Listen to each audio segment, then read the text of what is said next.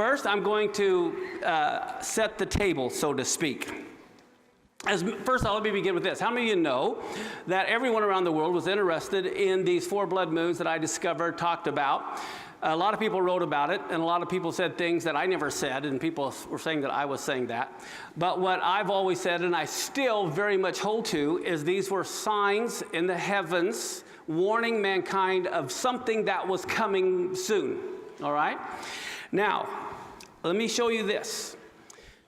The moon's orbit around the Earth is elliptical, okay? It's like it's egg-shaped, so to speak.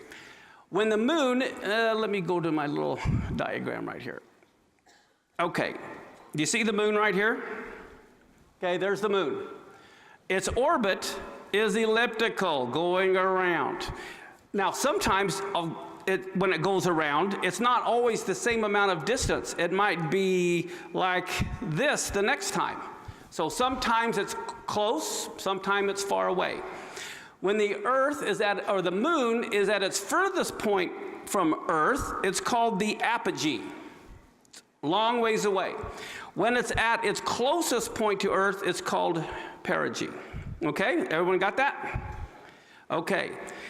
Now, whenever you see the sun, the Earth, and the moon in a straight line, it becomes a great Scrabble word. Syzygy. Okay? Now, but if you go back and look here, you know, the moon is over here. Here's the sun, we're saying, right in here, glowing this way. The moon is here, the Earth is here. It's not in syzygy. It's not in direct alignment. You know, when the moon is in direct alignment between the Earth and the sun, we get an eclipse, right? Okay. Now, we are about to see a record-breaking supermoon. It's the biggest in nearly 70 years. Now, the moon looks real big if it's seen just over the horizon. If it's real high in the sky, it doesn't look like a big supermoon because it's so high in the sky. So the best time to see a supermoon and it looks really big is if you're up when it just crests the horizon. Now, how many of you know the number 70 is very significant? Well, here's a news article.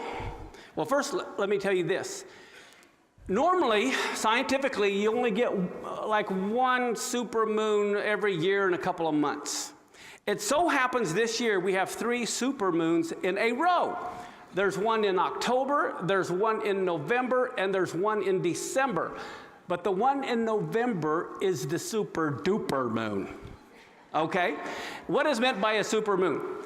A supermoon is when it is a full moon, okay, and it's at its closest point to Earth. If it's a full moon and it's at apogee, if it's far away, that doesn't make as much of a difference if it's at perigee. If it's at its closest point to Earth and it's a full moon, now it looks really big because it's closer, right?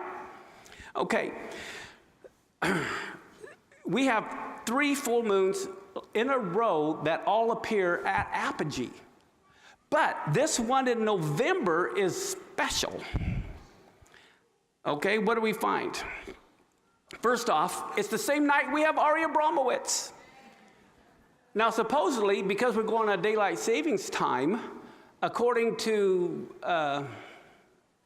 science data, the sunset is going to be here in Seattle about 4:30 in the afternoon, and the moon rises at 5:18. So here in Seattle, if it's not cloudy, that's a big if, you'll be able to take a picture of this super moon coming up over the horizon an hour before we meet with Ari Abramowitz. Okay, now here's a newspaper article, I believe. It says, we're about to see a record-breaking supermoon, the biggest, like I said, in nearly how many years? It's the closest full moon in this century. Now look at this next paragraph. If you only see one astronomical event this year, make it the November supermoon, when the moon will be the closest to its Earth since it's been, since January, what year? Wow. 70 years, right before Israel becomes a nation.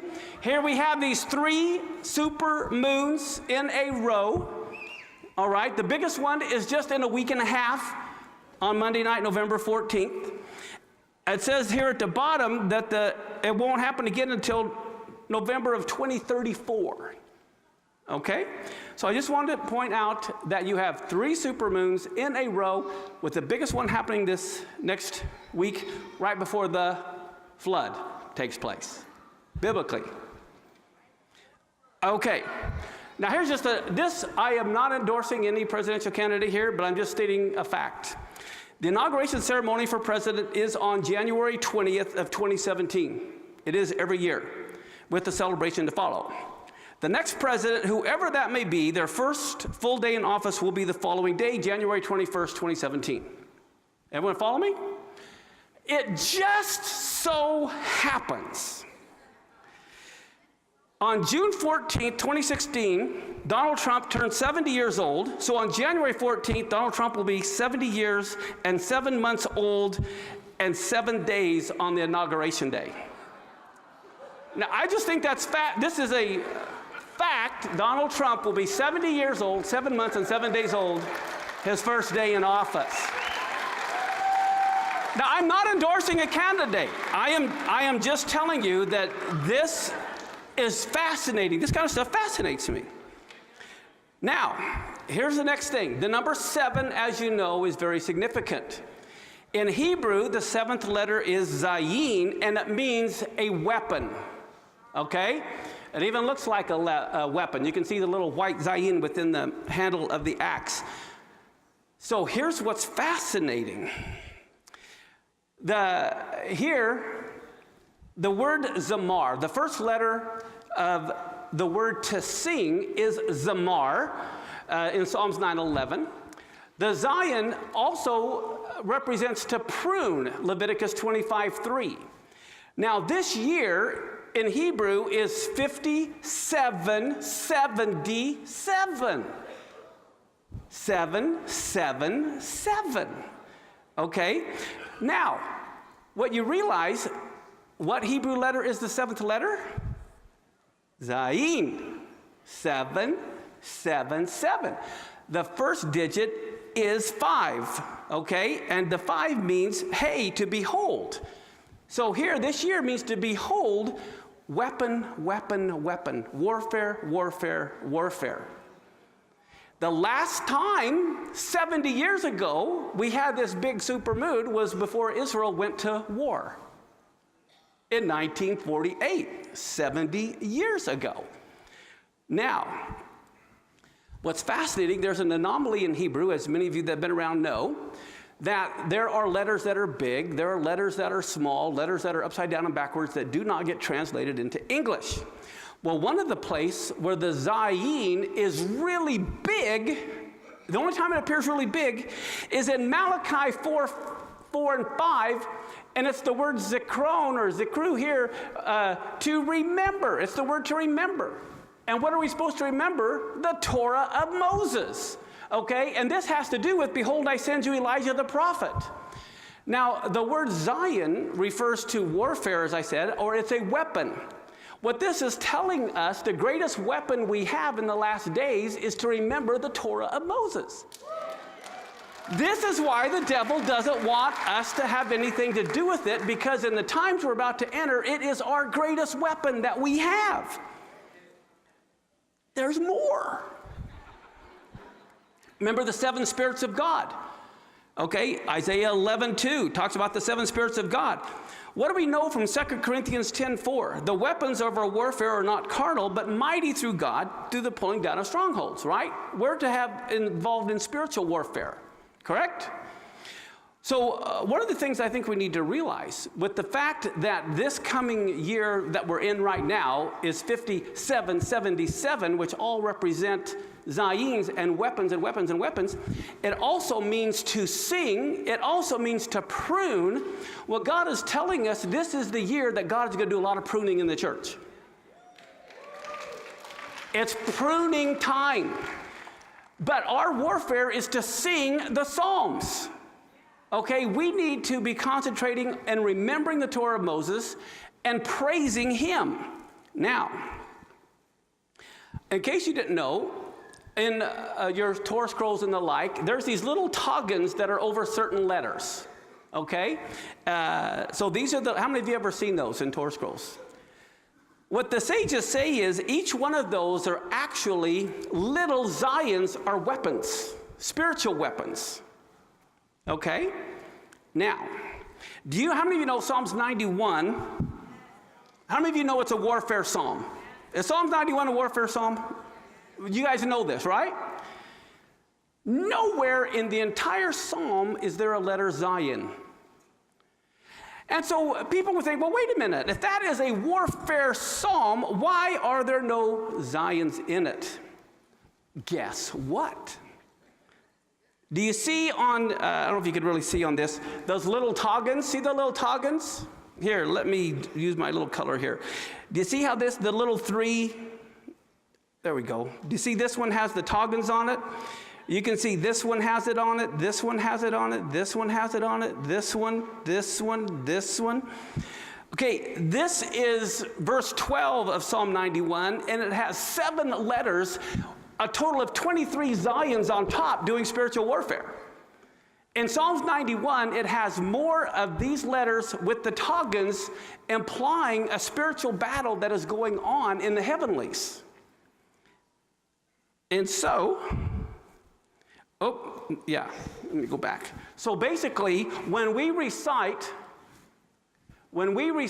Psalms 91, the Zions function as spiritual weapons.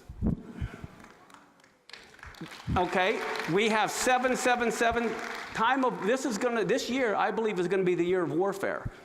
Not only could be physical warfare. Again, the last time this moon happened was right before Israel became a nation and went to war. So what we need to do is protect ourselves, right? Physically, spiritually. And how many of you sometimes get fed up with the devil and you just want to crush him? I think the church has been battered, and I think it's time for us to get mad. I think it's time to get mad, and we need to realize we need to do spiritual warfare. And because of all these Zions that is in Psalm 91, like I said, whenever you recite it, these Zions are functioning as spiritual weapons that you are fighting with. So with that said, let's stand and let's pray Psalms 91, and pray it every day. I'm telling you, pray Psalm 91 every day. This is going to be your spiritual warfare for protection this year. So together. He who dwells in the secret place of the Most High will rest in the shadow of the Almighty. I will say of the Lord, He is my refuge and my fortress, my God in whom I trust. For He will deliver you from the snare of the fowler and from the deadly pestilence. He will cover you with His feathers. Under His wings you will take refuge. His faithfulness is your shield and rampart. You shall not be afraid of the terror by night, nor of the arrow that flies by day, nor of the pestilence that walks in darkness, nor of the destruction that wastes at noonday. 1,000 may fall at your side, and 10,000 at your right hand, but it will not come near you. You will only look with your eyes and see the recompense of the wicked, because you have made the Lord your refuge and the Most High your dwelling place. No evil shall happen to you, neither shall any plague come near your dwelling. For He will put His angels in charge of you to guard you in all your ways. They will bear you up in their hands so that you won't dash your foot against a stone. You will tread on the lion and the cobra. You will trample the young lion and the serpent underfoot. Because He has set His love on me, therefore I will deliver him. I will set him on high, because he has known my name. He will call on me, and I will answer him. I will be with him in trouble. I will deliver him and honor him. I will satisfy him with long life and show him my Yeshua. Amen.